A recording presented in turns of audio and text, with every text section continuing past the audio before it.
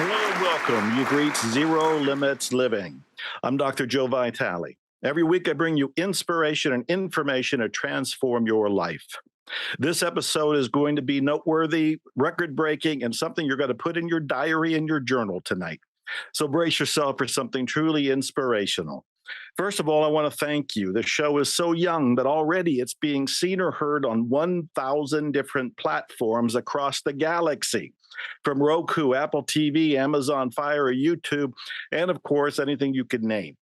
I have also put it up at ZeroLimitsLivingTV.com, so you can go and binge, go and pack a lunch, bring your wine, cheese, whatever you take. Go to ZeroLimitsLivingTV.com and enjoy all the episodes. Also, one more thing before I bring our guest in. People ask me about coaching all the time, and I started a coaching program almost 20 years ago. It's tested, it's proven, it's a system that works. It's trademarked, and everybody that's gone in it has given raving testimonials. Go to miraclescoaching.com and check it out. You can have a free session, find out everything you need to know. Miraclescoaching.com. And now to my guest. Let me introduce her, and I want to do it right. I'm putting my glasses on to read it. Dame Natalie Ledwell is a best-selling author, host of the podcast Not Over, Just Different, co-host of the cable TV show Wake Up, and founder of Mind Movies, the hugely successful and revolutionary online personal development company that has reached over 10 million people worldwide. Good Lord. Right now, she has launched her groundbreaking social and emotional learning curriculum entitled Personal Growth Studies into schools here in the United States, which she is designed to empower youth from ages 5 to 18. She's helping them live fulfilling and successful lives with high self-esteem and a vision for a bright future. In October 2018, Natalie traveled to Liberia, where she met with government officials and launched personal growth studies into a number of schools, which is now in its second year, working with over 1,000 students. In 2020, Natalie had the immense honor of being knighted by the Orthodox Order of St. John, a humanitarian group recognizing individuals who are not only doing great work, but who have a big vision of the work they want to complete in the world, helping others.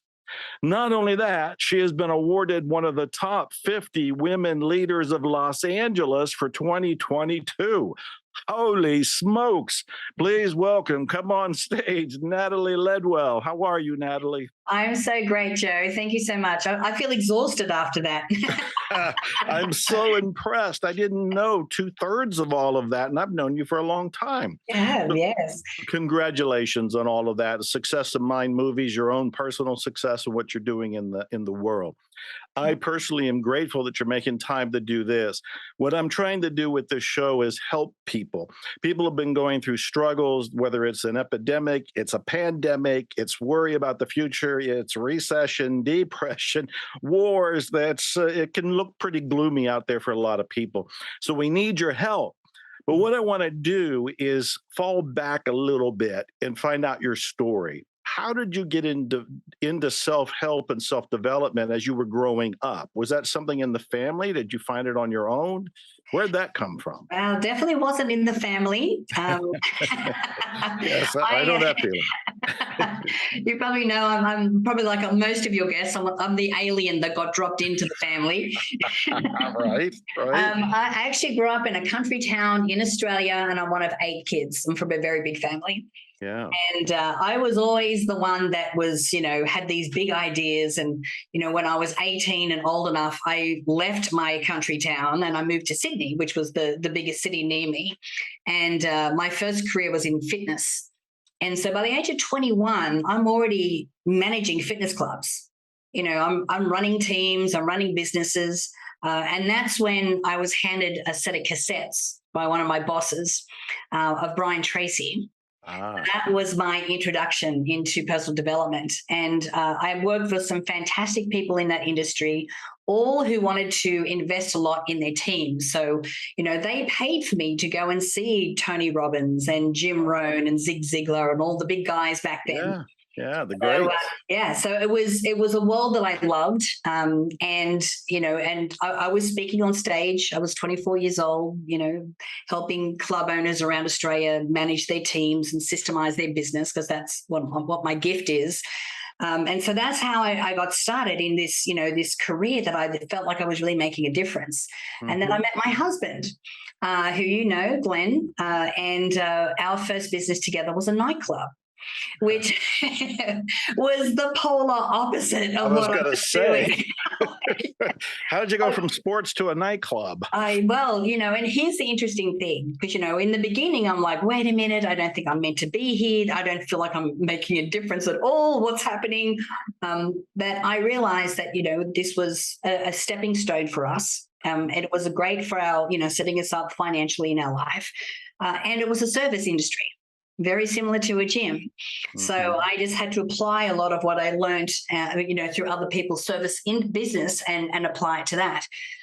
So we were there for like 5 years. I think it aged us about 10. It was, it was a crazy time. And then we went through like 10 years of what I call my beige years. So Glen and I are serial entrepreneurs. We coffee franchises, different kinds of, property development. We had the first bathroom advertising company in Australia. We had a health food business. We had our fingers in everything. And in 2006, we had like 4 businesses we're running at the same time.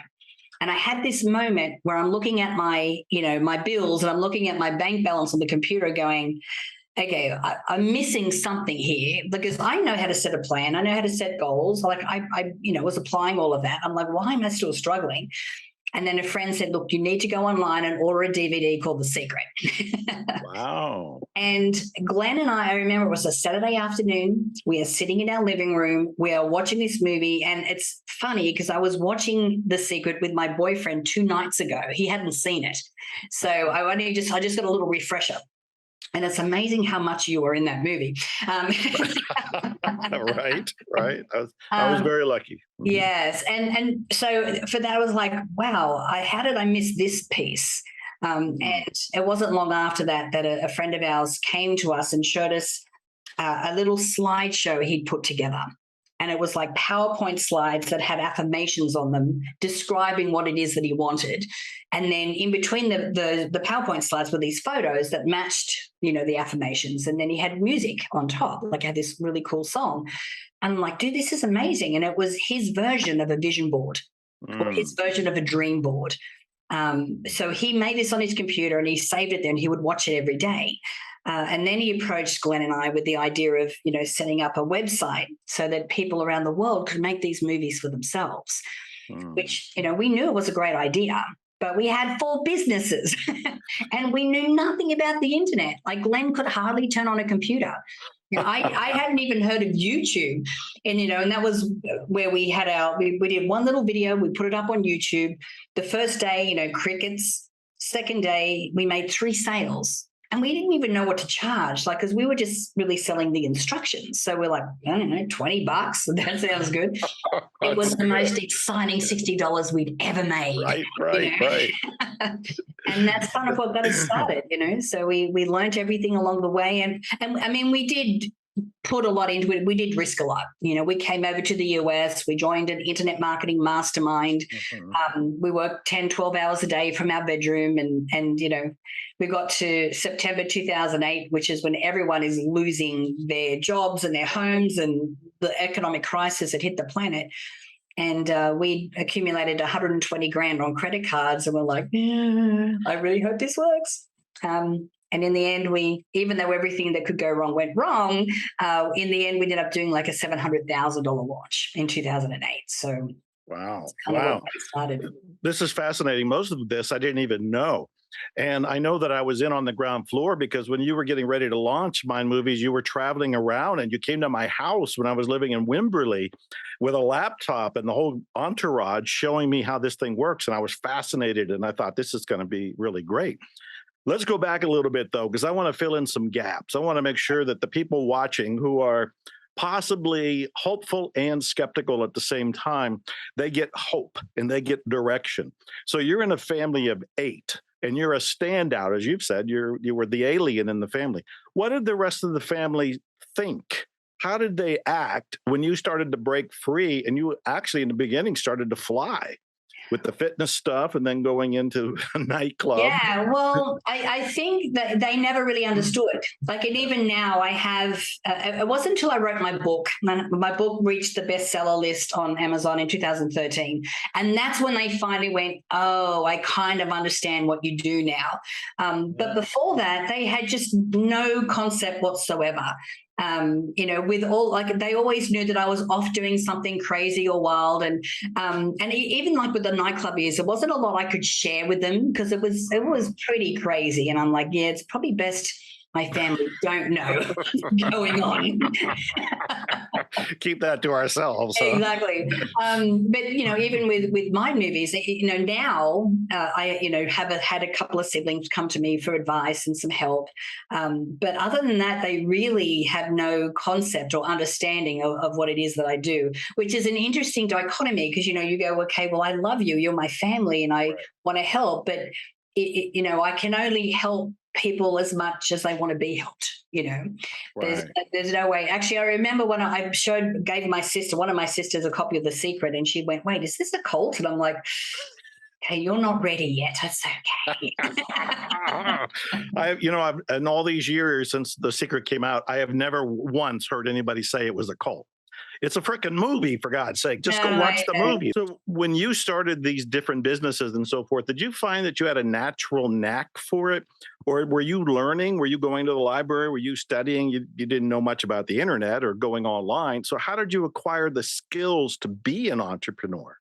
Well, the skills I got really was when I worked in fitness. And it was so interesting. My first job as a manager of a fitness club, honestly, I was 21 years old. I had more front than Kmart. And I walked in and I said to this woman, "I think you should let me manage this gym. I think I could do a better job than you." Now, I had no idea what I was doing, but I just thought I could do a better job than this person.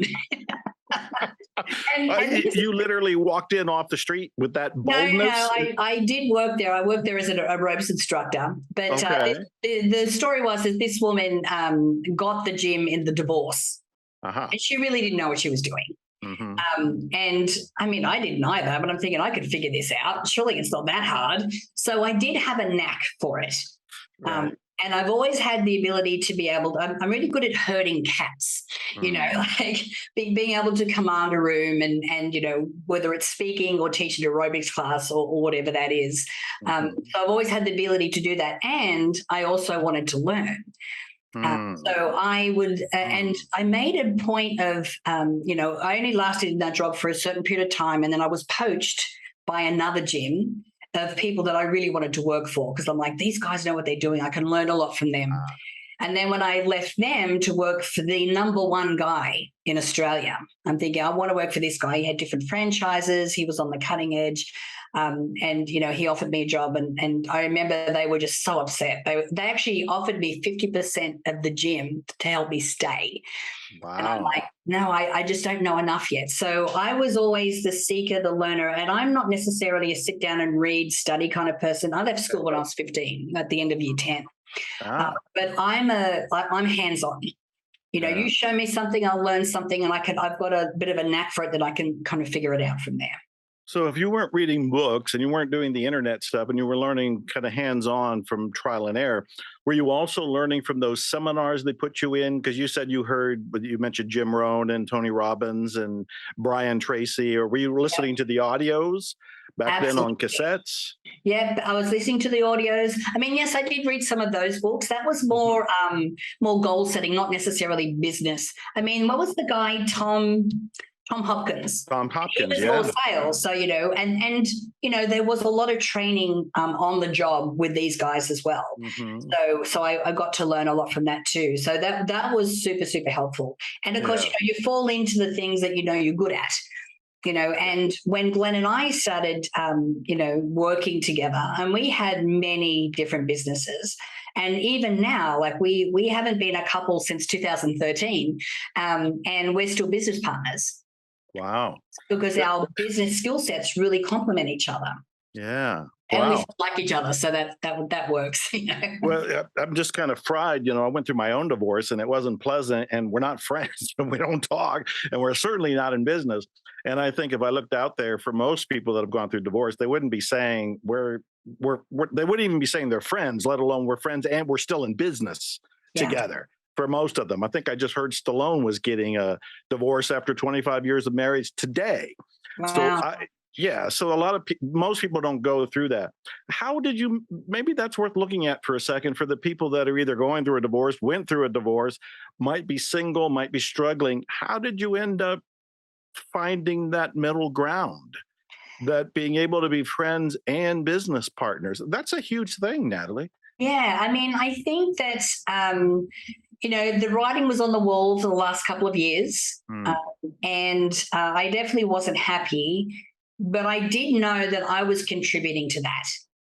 Wow. I didn't take the time to go deeper to figure out why that was.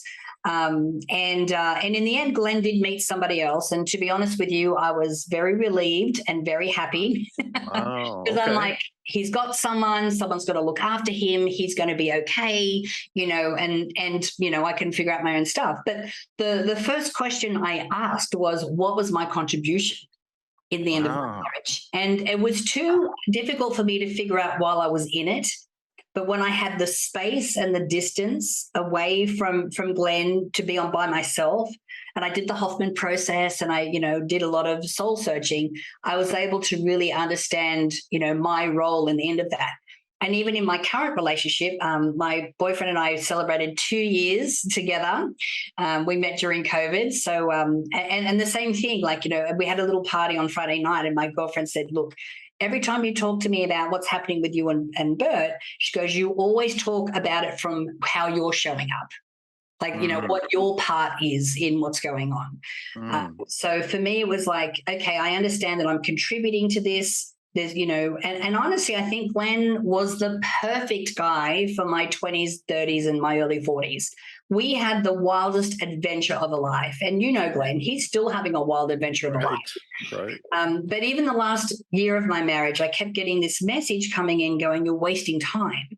And I didn't realize until, we separated and, of course I blamed him for everything, as you do. And then when I lost my scapegoat, I'm like, damn it, if I don't do this, it's up to me. And I realized I was just, using that as an excuse. And so stepping in, now at the age of, we started Mind Movies, I was 40 when we started Mind Movies, learning all these things for the first time, way outside my comfort zone. Now at 50, because, it's not like I'm going to rest, I decided to go into education. What was I thinking? But here I am, so. This is so remarkable, and you are so remarkable. First of all, I'm almost in tears because I got chills going up and down me hearing your story here. This is a show that a lot of people will be watching and listening to, but I feel like I need to say this, even though it's on the personal level. When I began my divorce and was so confused and even traumatized, and I'm the one who filed, I called Glen. I called Glen for advice. And because I saw you two together. In fact, I think I had been in San Diego for something you were doing, and I was your guest, and I was in some show, and we all went out to eat, but he was with somebody else, and you were sitting by yourself in the group. And I was totally confused because you guys have been together for so long. I pulled him aside that night and asked, and he told me the story. And then later, when I went through my own divorce, I was calling him to say, how did you guys do that? And part of what he said was, it was your own more highly evolved way of looking at the relationship. And as you had just pointed out, your ability and willingness to take responsibility for your participation in it. Yeah. That's profound. And I'm pointing it out partly to say thank you, because that helped me. And partly to put a spotlight on it for the people that are watching or listening to see what they can gain from it. So many of us are into the blame, as you know, that we don't take any responsibility, so we don't have any power, we don't make any choices, we don't get anything done because we're pointing out there all the time. So first of all, thank you for that. And then next, you mentioned the pandemic, COVID. So we might as well address that thing. Okay. How have you gotten through it? because most of us have had to tap dance and do some things differently than we did before, even us on the internet. And then what's your advice for the people that are still going through it? Yeah, the pandemic was interesting. So I've actually been working with Dr. Joe Dispenza for the last 10 years. And Wow. part of what he teaches is that, we don't want to be living Groundhog Day every day, because all we're doing is living our history. He really encourages us to welcome the surprise, to mix up your day. Like I have, there's 5 components of my morning, practice, but I never do them the same. Or I don't do them in the same order. I like to mix it up. So I'm always welcoming in the surprise. So when the pandemic hit, I'm like, ooh, okay. It was funny because I've actually had just finished renovating my new apartment here. And I'm like, I want to take some time off, from traveling. So I actually cleared my calendar for 6 months. And lo and behold, luckily I did, right? Right. Yes, sorry if I brought on the pandemic. But I was like, okay, well, what is this? What is the surprise in this? And for me, I think we've all heard the saying, everything is happening for us, not to us. Everything's happening for our highest good. So, understanding that from an intellectual level, you go, yeah, okay, I get it. But to embody it is something completely different. Yes. And so when the pandemic hit, and I'm like, oh, if this is happening for my highest good, what is that, for me? So, yes, when we didn't have to do a lot of pivoting, online, because, since then there's a lot of behavioral changes online. So, which means a lot of tweaking to marketing and that kind of thing. But, we were, when most of our friends were, our speakers and authors were like, oh my God, they had to completely pivot and do the online thing. We were kind of, luckily we didn't have to do that. But personally, I'm like, okay, spend this time working on me. So, I have a coach. I always have a coach. And I had the opportunity to work with her once a week during COVID because, I had nowhere else to go. Right. And part of what I wanted to accomplish is I really want to work on myself, and I'm ready for relationship. And it's funny when you have nothing on your calendar that you have time for a relationship. and I always laugh about this because, I look at what my calendar was like before and I'm like, I'd really like a relationship. I think the universe is going, seriously? Where would you fit that in? Right. And so I worked on myself, and then I worked with a dating coach, which is another hilarious story. And after having a profile up for only 3 weeks, my boyfriend Bert reached out, and it's COVID, so we our first date was a walk. We walked for an hour along the beach here, and then sat down and chatted for an hour, and we knew on that first date. And it was interesting because I obviously had a mind movie about, the relationship I wanted, but I didn't show him. We were together probably about 3 months before I showed him the mind movie. Oh. And he was like, okay, first of all, that's creepy because that's us. I'm like, I said, I know, darling, you think you found me, but I manifested you. Right. I created you. Right. That is so beautiful. So there's a few things you're illustrating. You already have a mindset for optimism. You've been working with Joe Dispenza, who I love. I spoke with him in Russia and Ukraine. Ironically, after we left, they bombed. Russia goes after Ukraine. So I'm a big fan of what Joe is doing. So I understand that. But what about the people that are watching or they're listening and they don't have that mindset? They're in there like, I lost my job, or I quit my job, or I'm divorced and I have 2 kids and I'm listening to Zero Limits Living. I'm trying to read these books that Vitale is telling me are really got to make a difference. And they're sitting there right on the edge of hopelessness and hope. They're right on the edge of maybe this will work, but they're not where you're at. Right. They're not coming from, oh, life is happening for me, so let me see what the surprise is. Cool. They're not saying that. They're more like, I bet they're not. Yes.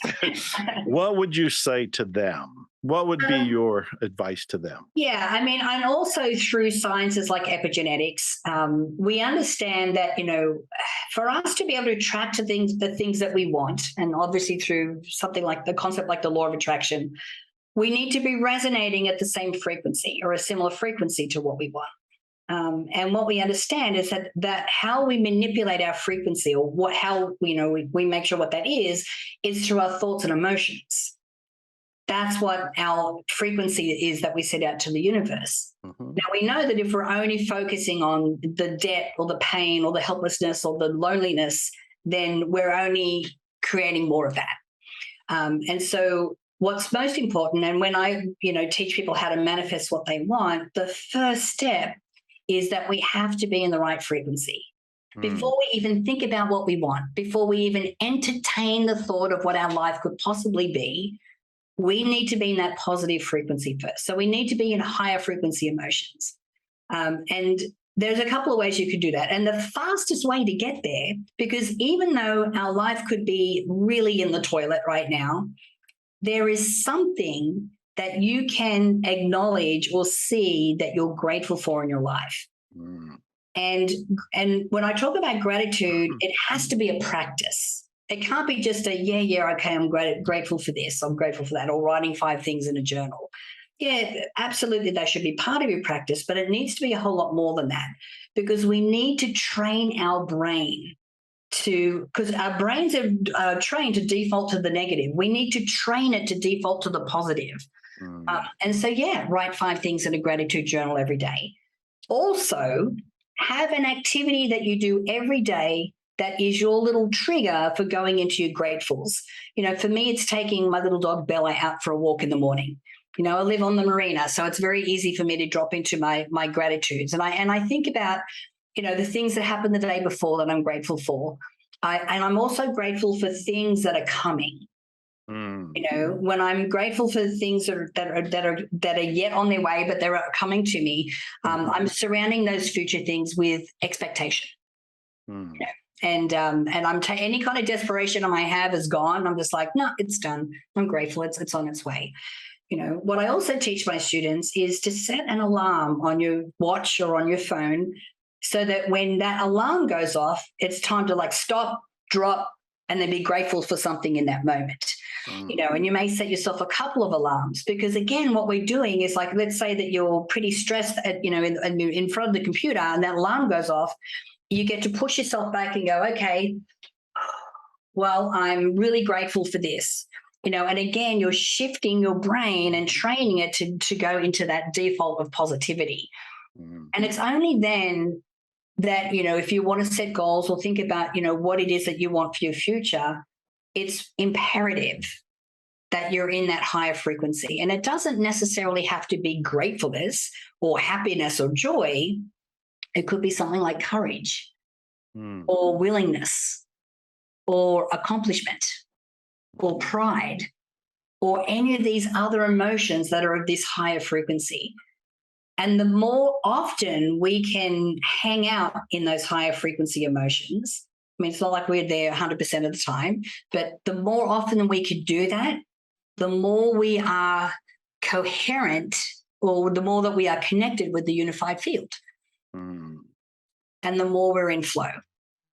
This is beautiful. We're on the same page, but I have to put your feet in the fire just a little bit, because I'm thinking of the people that are watching or listening. And I'm also remembering back. Most people know I had been homeless. Most people know that I was in poverty for 10 years.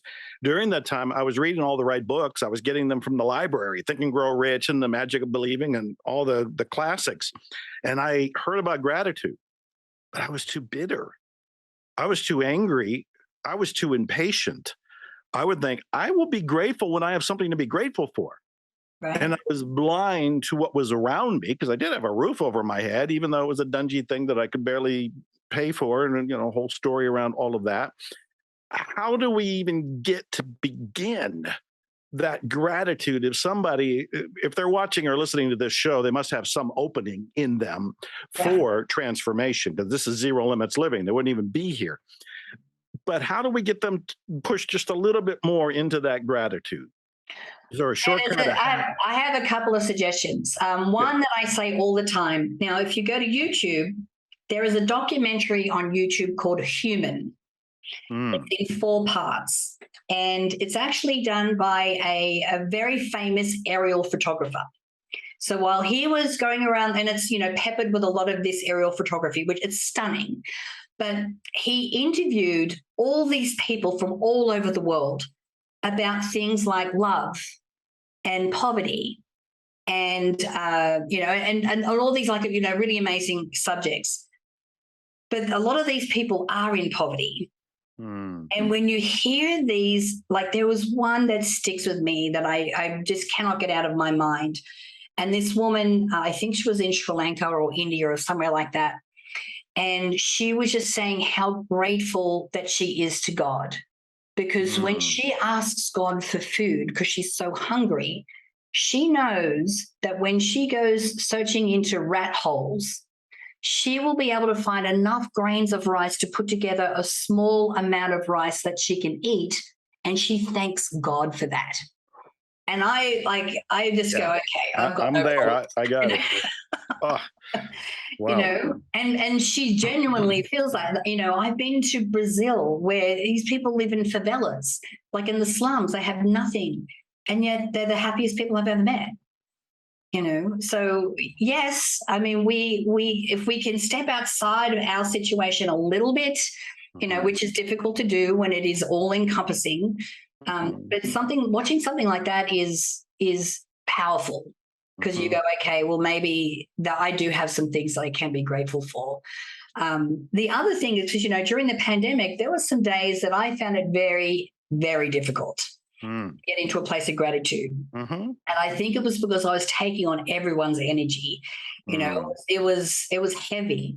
And I'd sit out on the balcony here and I'd write my 5 things. And, writing, you can write 5 things in a gratitude journal, but you don't want to go through the motions of just writing 5 things. The purpose is to feel gratitude, right? And to carry that emotion and that frequency as long as you can. And so I'd be sitting outside and going, I could write 5 things, but I wasn't feeling it. So I knew I was kind of missing the point. And so once I wrote them, I would just put down my journal, I put my hands on my heart, and I close my eyes, and I would just concentrate on my chest. And I would see this pink glowing light. And every time I'd inhale, I could see it getting bigger and bigger. So where you put your attention is where you put your energy. And so my energy was going into my heart chakra, into my heart. And then I was thinking of the things I'd written in my gratitude journal. So it was kind of like I was forcing it to begin with, but I was really helping to expand that. Now, I know that when you're struggling, you go, yeah, whatever, but all you have to do, it's a kind of a little fake it till you make it kind of thing. If you try it at first and see how you go with that, and then that kind of helps to expand that energy. That was my little trick that I adopted. That's beautiful. That's a great assistance. So the person watching or listening to this right now, they can move into a state of gratitude, and there's lots of different tricks, including watching what you had just said or doing what you had just said as well. From there, they can select something they might want to have, do, or be. They've already raised their vibration. Now they can move into that place. Correct? Yeah. Well, once you're in that higher vibration, you can entertain the thought of something bigger. Like normally, if you're still focusing on the problem, at best, you might be able to see a solution to the problem. Yeah. We don't want you to get to the solution. We want you to get to the bigger picture. We want you to blast past whatever bills you've got on your table right now and get to a place where you're financially sound or where you're financially free. That's what we want you to focus on. So you'll blast past the challenges that you have. But you can only do that when you're feeling good. And what about if somebody says that, well, I don't see how that's possible for them? They're sitting there going, well, I can start to feel grateful, and they got their list of gratitude, and they genuinely start to feel grateful. So they've elevated themselves. They feel better, their emotions higher, cleaner, better, more positive. And then they start to entertain, well, I want to be financially free. Yeah. And maybe they get a little glow thinking about the possibility. But right after it, they go, how in the hell's that got to happen to me? Yes, the old how question. That was actually my biggest takeaway from watching The Secret. Because if I didn't know the whole plan, I would never set the goal. Like I had to see all the steps. And what I realized is, no, I just need to be really clear about where it is that I'm ending up and then just start taking action in that direction. Yeah. You know, and I know that a lot of law of attraction teachers will go, you don't need to know how, which is correct in the beginning, but a how will eventually show up. And the way that it does is by you taking those steps. You know, like I'll have a lot of people come into my Ultimate Success Masterclass program and they go, look, I want a successful business. I go, great. Do you know what the business is? Not yet. I go, great. You don't need to know yet. You know, what you need to focus on is that you have this, successful business that helps you to become financially free, where you're helping people. And if that's all you know in the beginning, that's all you need to know. Yeah. And then you go, okay, next step. Okay, well, if it's going to be a business, then you start the thing. Well, what am I good at? What do I like to do? What have I been, praised about in the past? And go, okay, well, I'm good at this. You go, okay, so let's start doing a little bit of research online and go, what does a business look like if I've got to bring in these skills, or I'm helping people in this way, or this is the community that I want to help. What kind of help do they need? And then you just start, pulling at that thread, going, okay, well, where is this going to lead? And a lot of people go, well, what if I make the wrong choice? What if I make a mistake? And it's like, that's impossible. It's impossible for you to make a mistake, because every step, every path that you start upon is going to lead you to where you need to be. Yeah. It always works out that way. So even if you how we met Ryan, our friend who came to us with the idea of mind movies, was through a network marketing business that we were in. And I was convinced the network marketing business was going to be the business that would help us, have the lifestyle we wanted. But if we hadn't been in that business, we would never have met Ryan. Yeah. And Ryan was the one that came to us with the idea of mind movies. And it always seems to work out that way. So don't be frightened. Or you learn something along the way. You learn some sort of skill from whatever that path was. It might have been a short-lived path, but you learn a skill from it that you apply to whatever it is that you ultimately end up doing and unraveling in your story. Yeah. So I have several questions for you about mind movies. But before we leave the COVID thing, I want to just take a stab at the larger reason for it. What's your speculation? Because this has been a shared Earth experience. If it had only happened in Texas, it'd be, maybe there was a conspiracy, there was some sort of bioterrorism, but this is something that's affected the planet. Yeah. What do you think what is your take on a larger meaning for this happening to all of us? Yeah, for me, it's been the reset that humanity needed. Mm-hmm. Now, I'm not saying that everybody's experience of the pandemic was equal or the same. And I'm not saying that there are a lot of people who may have fallen back into old habits or old ways of being. But when you're forced to be in a place where, your normal routine is out the window, you don't know what's coming next, you've got all this time and space where you can really think about, well, was I happy?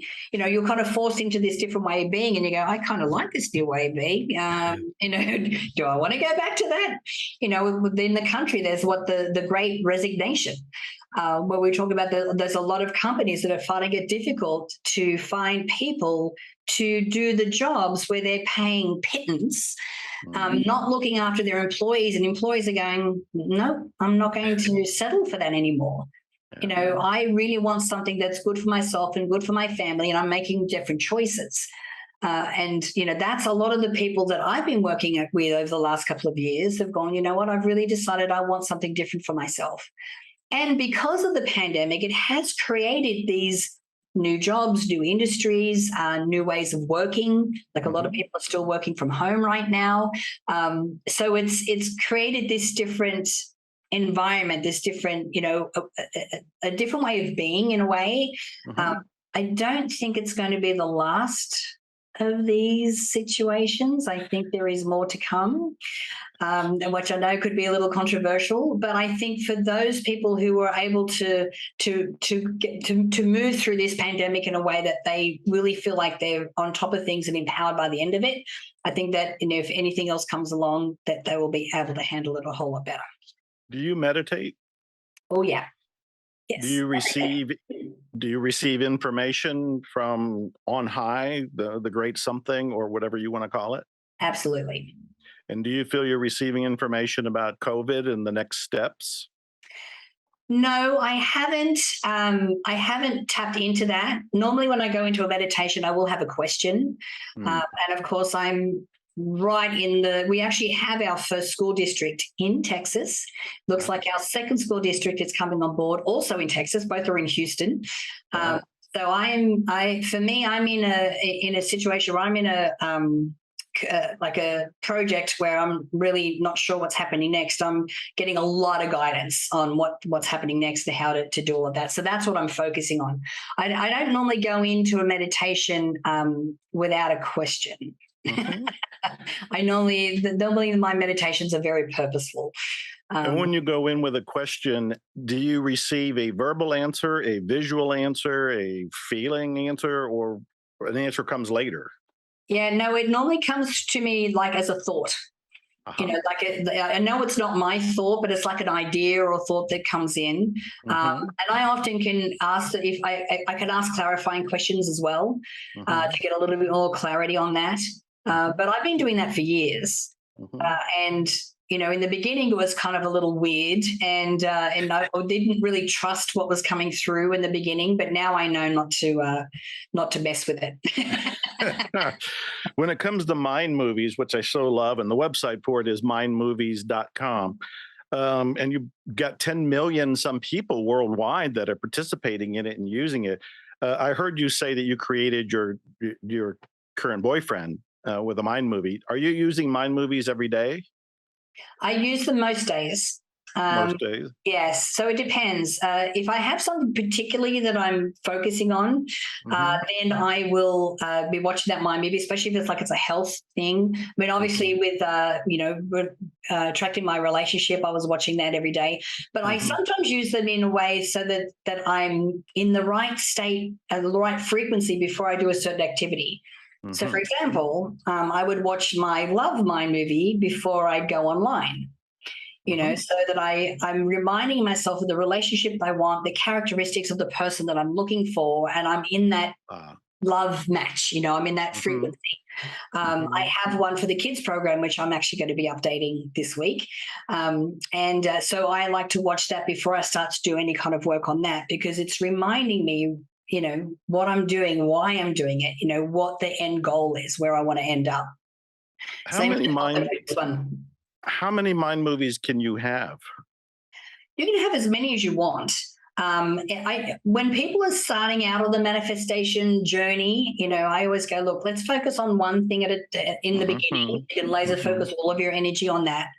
But when you go through that whole process and something, like my USM program, it's not just learning the mechanics of how to manifest, but it's also changing who you become, Mm. because you're starting to figure out what you're passionate about and what you stand for and what are your values, Hmm.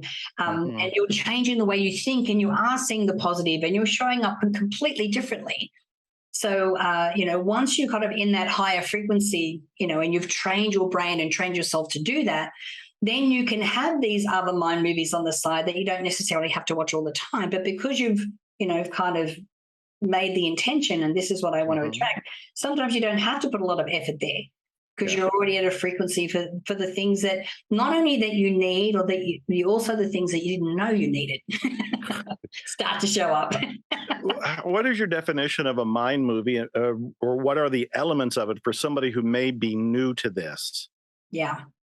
Well, actually, we're completely redoing the whole platform. We're going to be replacing what we have now with something that's way more intuitive and much easier to use. Which was 10 years ago that we launched Right. the last one, Right. yeah, or 12 years ago, I think. So a mind movie is basically a visual representation of what it is that you want to attract. So you use affirmations to articulate this. Now, there are 5 different types of affirmations I recommend. Number 1, you want to describe what it is that you want. You also want to describe what life looks like once you Mm. have it. You also want to describe why for the people that you love, why for the people that you serve. your why you want to create this reality or this thing. You also want to think about any kind of actions or changes to your daily practice that you need to incorporate. And then the last one is what I call your thought affirmation. So how do you need to change the way you think? So we know our thoughts and emotions are creating our reality. So if it's created the reality that you have now and you're not completely happy with it, well, then we need to shift how you're thinking. So how does a wealthy person think? Or if you are aware of all these, old programs and old thoughts that are holding you, in a holding pattern that are coming up that are not serving you, what are you choosing to replace those thoughts with? And when you can articulate all of that and have all the photos and then the music, which really is the secret sauce, but remember, we want to feel what it's like to already be living this life. And when you can choose the right soundtrack to elicit that emotion, it really makes it super powerful. Like for my Love My movie, I used a love song by John Legend. For my kids program one, I have a song called Beautiful by Christina Aguilera, which, and if you listen to the lyrics, it's like, it doesn't matter what they say. You're beautiful. And, and it articulates exactly what I'm feeling about how I want the transformation to be for the kids that we're working with. This is beautiful. This is beautiful. I have kind of a critical, skeptical, curious question for you about mind movies. This is something that I've observed, not just with my movies, but with people who get into following The Secret, goal setting, vision boards, all of that. It seems like it's very one-dimensional and very selective, and they leave out the rest of their life. And what I'm pointing out is, for example, and I'm not saying you did this, but when you created your love mind movie, did you also have a finance mind movie, a health mind movie, a relationship mind movie, a spirituality mind movie? Because if you only have the one, the rest of your life is now not being addressed. Right. How is this handled? I mean, I did have multiple, and I do recommend that people do multiple. I'm not watching them all the time, but, like I said, I'm watching love when I'm focusing on that. I'm watching the kids one when I'm focusing on that. And remember, this is kind of just the tool. It's just a prompt. It's not the magic. It's your brain. You're the magic, right? Good. Very good. Right. When you can create a moment in your mind as if it's happening now. And don't see yourself as a character in a movie, but put yourself in the moment. Like, what are you feeling? What are you tasting? What do you hear? What do you smell? Like, make it so real that your subconscious mind doesn't realize it's not happening in this moment. Oh, that's good. That's a great description. That's right there. Make it so real. Yeah. And when you do that and you're eliciting all of those senses, that's what helps to create these new neural pathways with thoughts that are in alignment with helping you make that happen. When we have our thoughts, our emotions, and our actions, that trifecta, and all three of those things are in alignment with this future that we're creating, we just become this huge homing beacon for everything we need to make it happen. You are so amazing. We're running out of time. I've already been cued by Nick behind the scenes that we're down to a few minutes. But let me ask you a couple questions. Yeah. Rapid fire kind of thing. Show's called Zero Limits Living. And what I always like to ask my guest is, do we have any limits? Absolutely not. Absolutely not. All right. I love it. That was you. That was clear and very direct. So one of my guests a while back had said, well, I can't be a basketball player. He said, I don't know if he was in his 50s or what, but he says, I'm no longer 20 and I'm not 6 feet tall. I'm 5 feet tall and I'm not athletic. So in his mind, there were limits, and he was saying of the physical kind. Right. So how would you address that if you're saying there's no limits, but he's saying, oh, physical limits? Yeah, I find it hard to believe that a 50-year-old would want to be a professional basketballer. Right. The thing is, I think that for most of us, what we desire is something that we can see ourselves doing. Oh, that's so good. That's it. That's it right there. A lot of people will come up with ridiculous, exaggerated things saying, well, can I be an astronaut on Jupiter and open my own McDonald's franchise over there? And it's Do like, you want to? is that what you want to do? Yeah. They're just coming up with some exaggerated thing because they think they're going to prove the concept of zero limits incorrect. Right. And what they're really doing is just showing the illogic of their thinking. Right. So I absolutely love what you just said. Another random question for you is, are you happy? Very happy.